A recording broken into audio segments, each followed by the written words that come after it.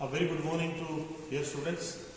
Today we are going to make the experiment on Brinell hardness test.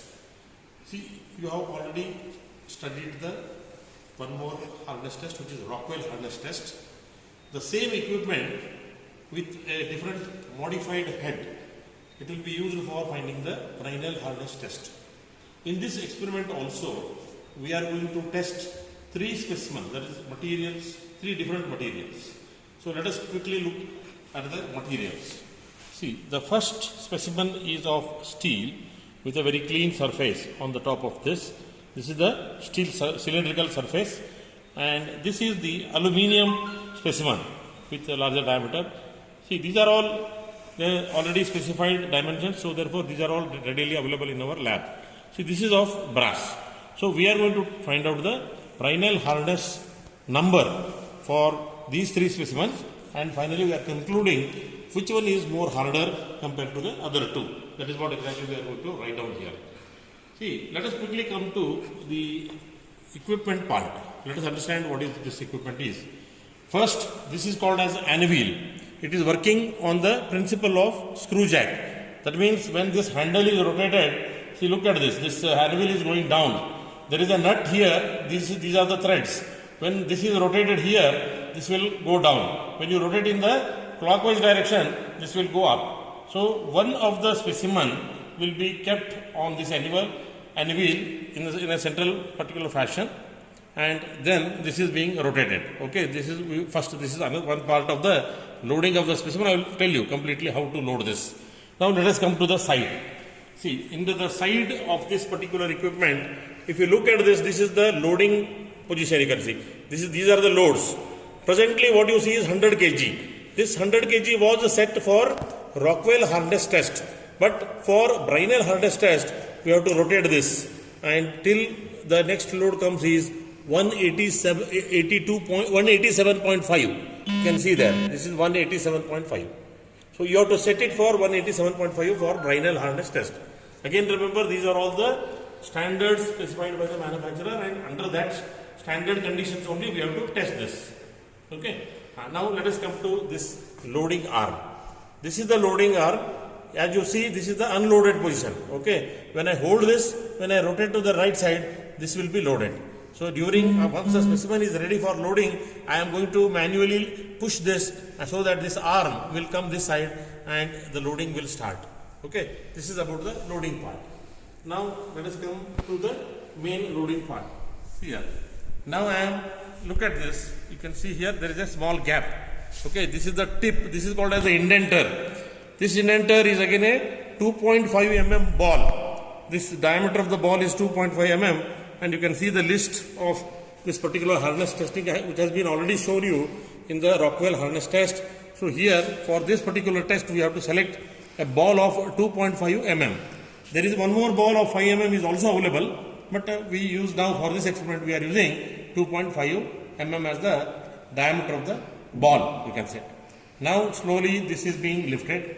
See, now I am lifting the you can say specimen by rotating this hand wheel. See, now you can see the specimen has almost reached this, and this you can see in this dial.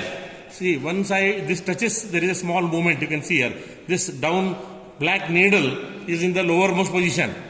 As you did in your Rockwell hardness test, here also we need to rotate this by 2.5 revolution for the calibration for the gauge. See, once you rotate it for 2.5 revolution, the you can say the gauge is calibrated.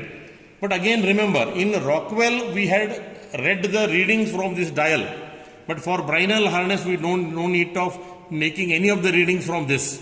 We are directly measuring the BHN through another formula. So therefore we only look at this dial from this 2.5 revolution point of view. Now see here. Now please you can concentrate here, so that see now this is rotated. See, this is half. This is one revolution is completed. Now see here, this is the second revolution is completed, and the 2.5 revolution is now going to be done now.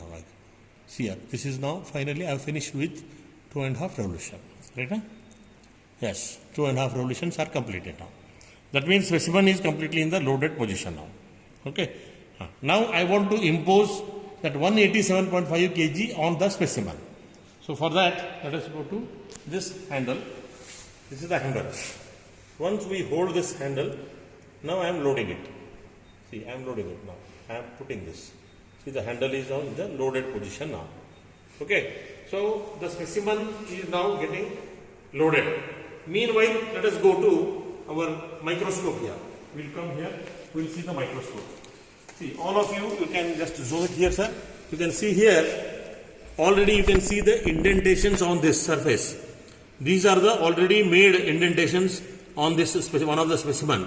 You can see black circles. These are the indentation made by the 2.5 mm ball on this different materials. So now our objective is to measure the diameter of this indentation. What is the diameter of this hole? That is what we want to measure. For that, what we do, we take this, what you can call it as the microscope here. You can see that this is the microscope. There is a thimble here. You can see here there is a thimble. And this specimen, you can come here. You can come here. There is a space. You can see here I am inserting this specimen here. Now I am inserting this specimen. And we are going to see through this glass here. There is a lens through which we look into this. In this mobile now you cannot be able to see the inside part. See, you can see that there is a thimble. This is called as a thimble. By rotating the thimble, I am adjusting the readings. That we will show you how exactly we have to adjust and all that. Now once this is kept here, now I have rotated that. See, I will be rotating now and just see here now. Okay, now we will see this. Okay, now it is perfectly set. See, there is going to be 11 divisions are going to match with the existing hole there. So, and you come here. I think you can see here.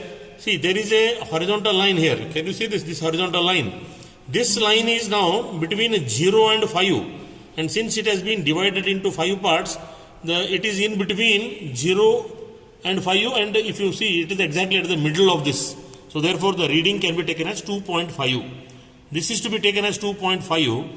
The least count of this is 0.02. Okay, 0.02 is the least count of this vernier scale. So therefore, we will note down that also. That is 2.5 into 0.02. That is the reading to be taken from this. And this 11 division, how it inside it is appearing, we will show it here. Now you come here. See here. This is the reading. What you can see. See, this is the hole, whatever is there. And this is the, you can say, scale, which is visible inside.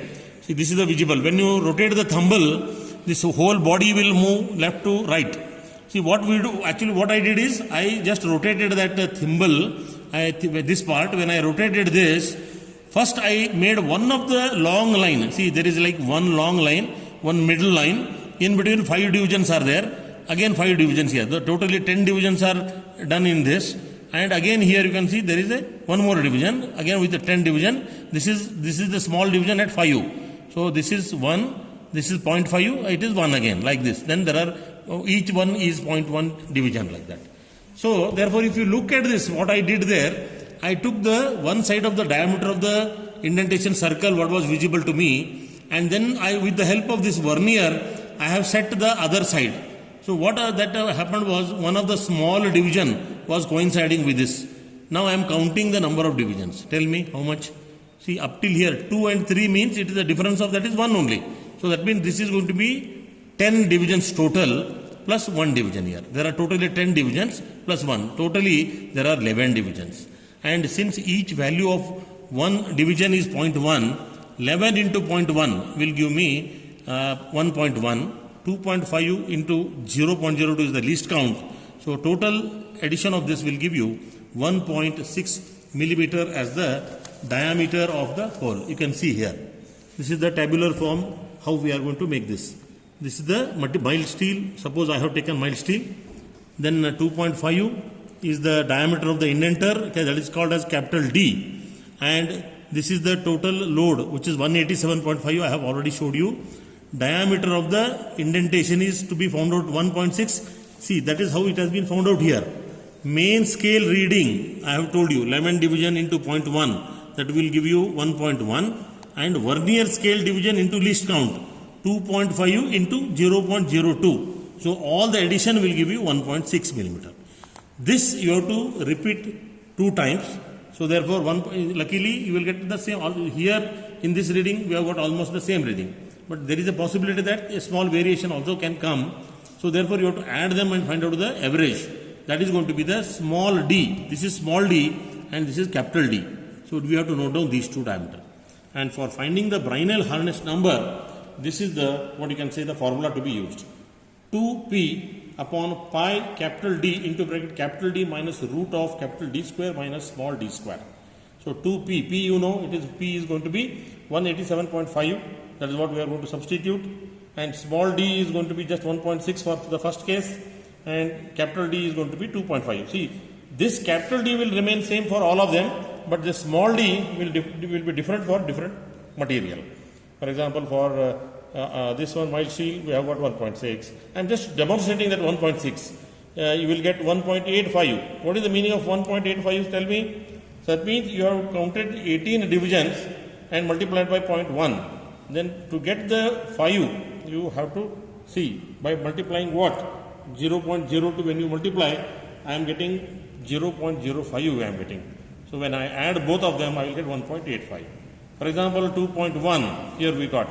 So here 2.1 is 2 exact number of divisions, that is 20 divisions into 0.1 will give you 2. Then additional this 0.1 has been obtained by multiplying, you can say 0.02 to that number. This number, when you multiply to that has come 0.1. So I have added and I got the 2.1 number. So this is how you have to find out the Brinell hardness number. Please remember, this is the Brinell hardness number for your given, you can say, specimen. So that has been shown here. Here it has been calculated here. You see here, for example, he has calculated, you look at this. 2 into 187.5 divided by pi into 2.5 capital D. Then 2.5 minus root of 2.5 square minus 1.5 square. So that will give you totally what is the value of BHN.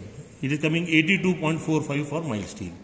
Similarly, for brass, you got 1.2 as the main division, that is 12 division into 0.1, so 1.2, and 2.5 into 0.02 will give you that much. So total reading will come 1.7 mm, and totally when you add them, this is going to be added, and finally you will get 1.8 mm. So this diameter is to be used for this, and 66.81 you will get for, you can say, brass. For example, for the other material, that is aluminium, you are getting 46.46. And finally, you have to write it in the descending form. See, mild steel has got the highest BHN, 82.45, whereas the brass is the next, that is 66.81. Then the least hardness material is 46.48. So this is how you have to conduct the experiment, and we will explain you the remaining part during the lab session.